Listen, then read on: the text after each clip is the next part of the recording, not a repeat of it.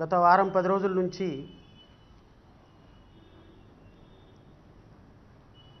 కళ్ళార్పకుండా అబద్ధాలు ఆడటం ఎలా,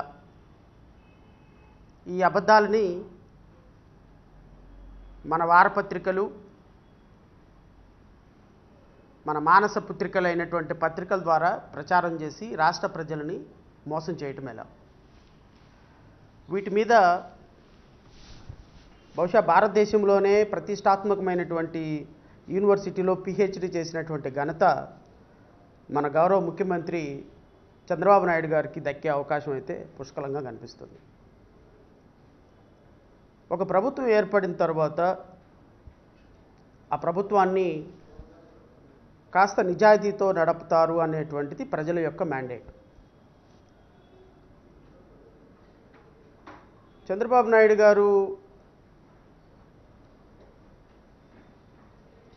కొంత విజనరీ ఉన్న లీడర్. రాష్ట్రానికి పెట్టుబడులు తీసుకొస్తారు. రాష్ట్ర ప్రజల యొక్క జీవన ప్రమాణాలని లేకపోతే పవర్ పర్చేసింగ్ కెపాసిటీని కొంచెం పెంచేటువంటి ఒక విజనరీ లీడర్ అని తెలుగుదేశం పార్టీకి సంబంధించినటువంటి వాళ్ళు భావిస్తూ ఉంటారు. సరే, దాంట్లో నిజముందా అబద్ధం ఉందా అనే అంశాల జోలికి నేను వెళ్ళను. ఇప్పుడు ఒక వ్యక్తి బాగా చదువుకొని ఒక ఫస్ట్ మార్క్ వస్తే ఆ వ్యక్తి బాగా చదివి కష్టపడి చదివినట్టు అర్థం. ఒక కుర్రోడు అన్నిట్లో కనీసం 35 మార్కులు కూడా దాటకుండా అన్నిట్లో 10 మార్కులు 5 మార్కులు వచ్చి బయటకు వచ్చిన తర్వాత నేను అద్భుతంగా కష్టపడ్డాను, రాత్రింబవళ్ళు నిద్ర లేకుండా చదివాను, మరి నాకు ఫస్ట్ క్లాస్ రాలేదు, నేనేం చేసేది, పేపర్ దిద్దేవాడు తప్ప అన్నట్టు రాష్ట్ర ముఖ్యమంత్రి ఈ దేశానికి రాజకీయాలు నేర్పినటువంటి అనుభవం ఉన్నటువంటి వ్యక్తి. కరెక్టే, కాసేపు అనుకుందాం, ఫర్ ఆర్గ్యుమెంట్సే కరెక్ట్ అనుకుందాం. రాష్ట్రపతులను కూడా ఎన్నిక చేయటంలో ప్రధానమైనటువంటి పాత్ర వహించినటువంటి వ్యక్తి. ఎస్ అనుకుందాం, కాసేపు కరెక్టే. నిద్రాహారాలు మాని పనే ప్రత్యక్ష దైవంగా వర్కహాలిక్గా ఈ దేశంలోనే పేరు తెచ్చుకున్నటువంటి రోజుకు 18 గంటలు కష్టపడే వ్యక్తి. మీరు అనుకున్నదే కరెక్ట్ అనుకుందాం. రిజల్ట్ ఎక్కడుంది? Where is result? లెక్కల్లో 0 మార్కులు వస్తున్నాయి, ఎకనామిక్స్లో 0 మార్కులు వస్తున్నాయి, సైన్స్లో 5-6 మార్కులు వస్తున్నాయి.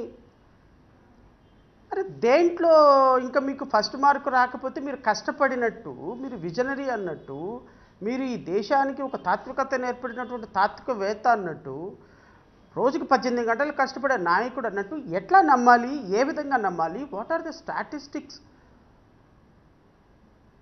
Supported the version of Telugu Desam party or NDA government are కూటమి ప్రభుత్వం? ఏంటి 17 నెలల్లో 2 లక్షల కోట్ల చిల్లర అప్పు చేశారు. ఈ అప్పు దేనికి వాడారు? ఏ ప్రభుత్వానికి వాడారు అంటే సమాధానం. ఈ 17 నెలల్లో ఏమైనా సంక్షేమ పథకాలు అద్భుతంగా అమలు చేసి ప్రజలకు ఏమైనా డబ్బులు ఇచ్చారు అంటే సమాధానం. ఈ 17 నెలల్లో రాష్ట్రానికి ఏమన్నా అద్భుతమైనటువంటి ప్రగతి వచ్చిందా అంటే సమాధానం. ఈరోజు ప్రెస్ మీట్ పెట్టడానికి కారణం ఏంటి అంటే, ఇప్పుడు ఒక పక్క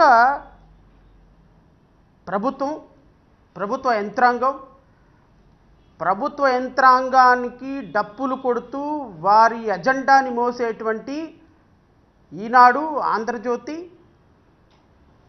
TV5, ABN, మహా న్యూస్ అండ్ కొన్ని వందల యూట్యూబ్ ఛానల్స్ ప్రజలని మ్యానిపులేట్ చేసి మ్యానిపులేటెడ్ పాలిటిక్స్ వైపు ప్రజలను తీసుకెళ్తున్నప్పుడు ఇది తప్పు, ఇది వాస్తవం కాదు, ప్రజలని ఈ విధంగా మోసం చేస్తున్నది ఈ ప్రభుత్వం. కపట నాటకాలతో, కళ్ళబుల్లి మాటలతో ఈ ప్రభుత్వం ప్రజల ఆలోచనని మ్యానిపులేట్ చేసి వాళ్ళ మస్తిష్కాల్లో ఒక తెలియని ఒక రుగ్మతల్ని సృష్టిస్తున్నాయి అని చెప్పాల్సినటువంటి బాధ్యత జై భీమ్రావ్ భారత్ పార్టీగా నా మీద అయితే ఉందనేది భావిస్తున్నా. అందుకనే ప్రతిరోజు ప్రతి అంశం మీద ప్రజలని చైతన్యపరిచి వాస్తవాలు ప్రజల ముందు పెట్టే బాధ్యత, మీరు ఎన్ని తిట్టుకున్నా ఎన్ని మాట్లాడుకున్నా ఎంత ఎగతాళి చేసినా చేసి తీరుతాం. గత ప్రభుత్వంలో పొద్దున్నే 9 గంటలకల్లా రచ్చబండ అని ఇప్పుడున్నటువంటి డిప్యూటీ స్పీకరు రఘురామకృష్ణరాజు గారు 4 సంవత్సరాల పైన ప్రతిరోజు ప్రభుత్వాన్ని విమర్శిస్తూ ఉండేవాళ్ళు. అఫ్కోర్స్ మీకు కూడా. ఎందుకు? ప్రభుత్వాలు చేసేటువంటి దమన నీతిని ప్రజల దగ్గరకు తీసుకెళ్లాల్సిన బాధ్యత ప్రజాస్వామ్యవాదులుగా మా మీద ఉంటుంది. ప్రజలు ఇవన్నీ ఆలోచించుకునే పరిస్థితిలో లేరు.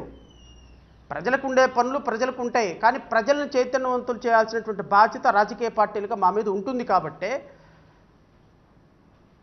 99% మొత్తం మీ చేతుల్లో ఆధిపత్య మీడియా మొత్తం మీ చేతుల్లో ఉన్న కారణంగా తప్పనిసరి పరిస్థితి మా చిన్న వాయిస్ని ప్రజలకు వినిపించే ప్రయత్నం చేస్తున్నాం.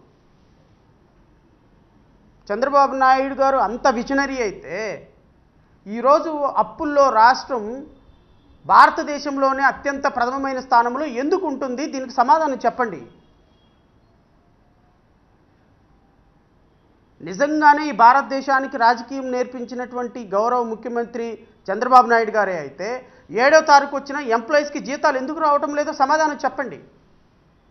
నిజానికి సంపదను సృష్టించటంలో ఈ సృష్టికే మూల విరాట్ అయిపోతే చంద్రబాబు నాయుడు గారు ఈరోజు ఎంప్లాయీస్కి, పోలీస్ ఆఫీసర్లకి, నాకు నిన్న ఒక కాల్ వచ్చింది. పోలీసులకు సంబంధించినటువంటి ఒక 4 ఫ్యామిలీలు ఒక చోట కూర్చొని నాకు ఫోన్ చేశారు. ఆ ఫోన్ కాల్ నేను మీకు వినిపిస్తే బాగాదు కాబట్టి వినిపించటంలా. టీఏ లేవు, డిఏ లేవు, వాళ్ళకు సంబంధించిన ఎలవెన్సెస్ లేవు.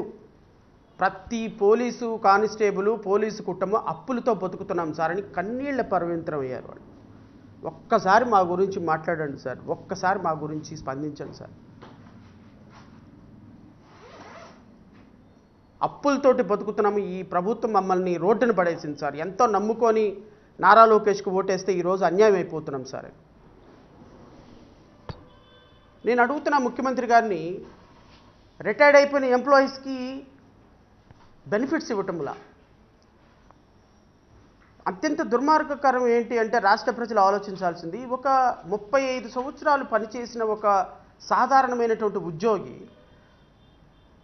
60 సంవత్సరాలు 62 సంవత్సరాలు వచ్చిన తర్వాత రిటైర్డ్ అయిన తర్వాత ఆయన రాబోయే టెర్మినల్ బెనిఫిట్స్ మీద చాలా ప్లానింగ్ చేసుకుంటాడు.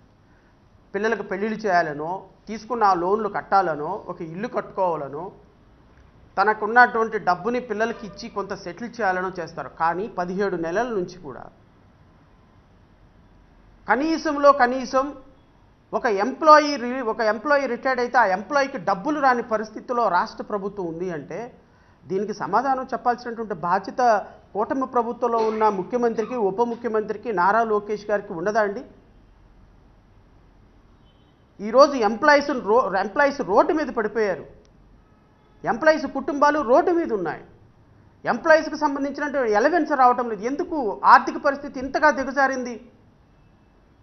దీని మీద డిబేట్లు పెట్టవా మనం? దీని మీద ప్రశ్నించవా మనం? దీని మీద ఆర్టికల్స్ రాయమా మనం?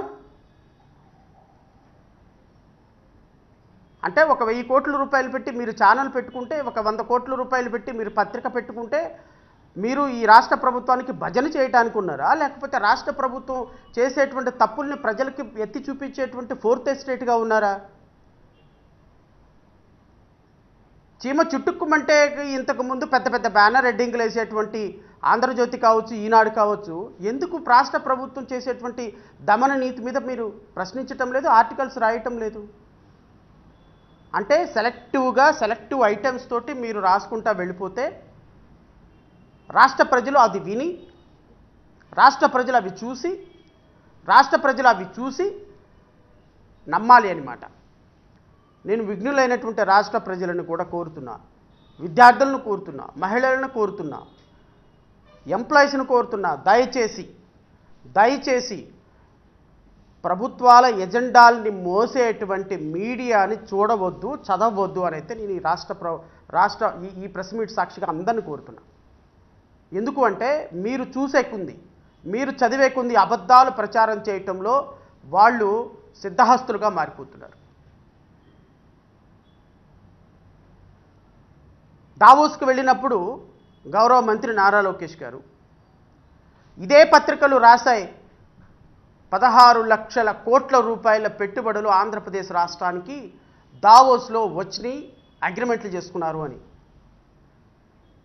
దావోస్ అగ్రిమెంట్లో ఎన్ని డబ్బులు వచ్చినాయి, ఎంత ఇన్వెస్ట్మెంట్లు వచ్చినాయి అని నేను రైట్ టు ఇన్ఫర్మేషన్ కింద అడిగినప్పుడు నాకు వాళ్ళు ఇచ్చినటువంటి సమాధానం చెప్తే మీరు ఆశ్చర్యపోతారు.